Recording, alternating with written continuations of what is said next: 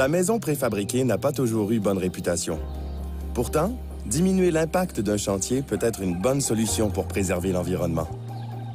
La maison Énergéco offre une réponse écologique à ceux qui cherchent à combiner préfabriqué et modernité.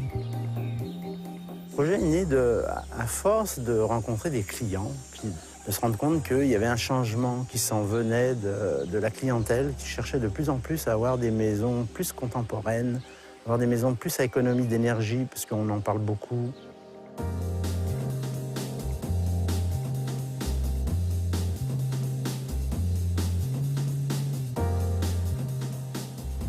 Le concept, au départ, c'est surtout d'arriver à faire des modules fabriqués en usine pour qu'on puisse les transporter finis un peu partout où il y a de la demande, et notamment dans les endroits surtout où il n'y a pas de main-d'œuvre pour faire de la construction.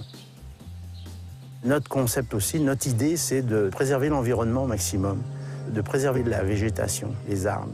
Donc le but principal, c'est d'implanter nos maisons, les intégrer au maximum dans l'environnement, dans la forêt. Il y a des modules de toutes les dimensions. On peut faire tout ce qu'on veut parce que c'est fait sur mesure. C'est des maisons sur mesure. Ça ne sera jamais des maisons en série parce qu'on est dans une qualité de finition. Puis on cherche quand même une architecture qui soit vendable et qui soit belle pour l'intégrer dans l'environnement. C'est très cubique parce que ce qu'on veut, c'est quelque chose de simple. Une maison, ça n'a pas besoin d'être très compliqué. Faire très compliqué dans une maison contemporaine, on irait plus ressembler, on voudrait copier un peu sur la maison traditionnelle, c'est pas ça qu'on veut. On veut quelque chose de très épuré pour justement capter le maximum les rayons du soleil, la lumière, et avoir une vue sur l'extérieur au maximum. C'est ça le concept de base.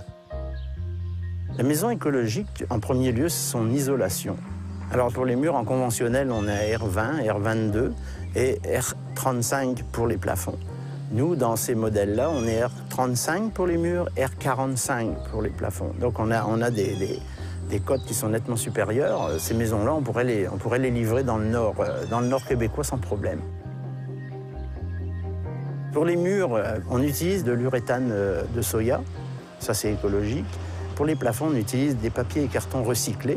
Donc ça aussi, on est écologique. Et aussi, on est dans des produits qui n'ont pas d'émanation, puisqu'on s'est rendu compte qu'on avait des émanations dans certains produits. Et on utilise des cols qui n'ont pas d'émanation. On utilise des bois qui viennent exclusivement de forêts, qui sont gérés. Le développement durable aussi, c'est de prendre les matériaux le plus près possible, d'éviter les grands transports. On ne va pas aller acheter des bois dans l'Ouest canadien. Les toitures sont faites aussi pour récupérer les eaux pluviales. Sur un toit plat, c'est très facile, ça récupère des grandes quantités d'eau. On alimente tous les robinets extérieurs de la maison avec cette eau-là. C'est des coûts égaux aux conventionnels comparables. C'est-à-dire, si on cherche une maison conventionnelle avec le même type de matériaux, le même type d'isolation, on est comparable. On n'est pas plus cher dans une maison contemporaine qu'une maison traditionnelle. Le style contemporain, j'y crois vraiment, parce qu'en même temps, c'est lié à l'économie d'énergie. Et tout ce que le monde veut aussi aujourd'hui, ils veulent de plus en plus des maisons à air ouvert. Ils veulent des maisons où on vit dedans, dehors. Ils veulent vraiment être ouverts sur l'extérieur. Même l'hiver, on vit à l'extérieur dans une maison comme ça, parce que tout est ouvert sur l'environnement. Voici comment se distingue cette maison modulaire et écologique. Les modules pré-usinés peuvent être assemblés là où il y a peu de main-d'œuvre. Les bois utilisés sont issus de forêts locales et bien gérées.